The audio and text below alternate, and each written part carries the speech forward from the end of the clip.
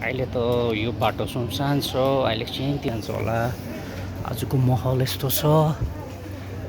कोलकाता स्टाइलहरू एकदम बिरयानी अरे हो। त्यहाँदेखि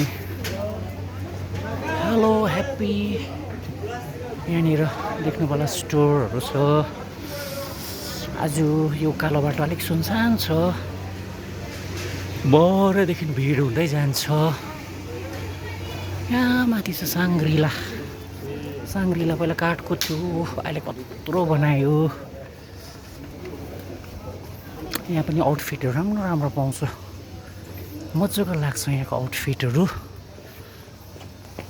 सुनसान छ।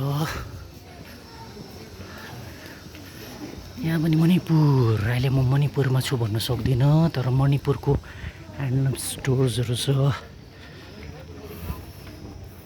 यो चाहिँ कहाँ होला? म कहाँ उकालो हिँड्दैछु।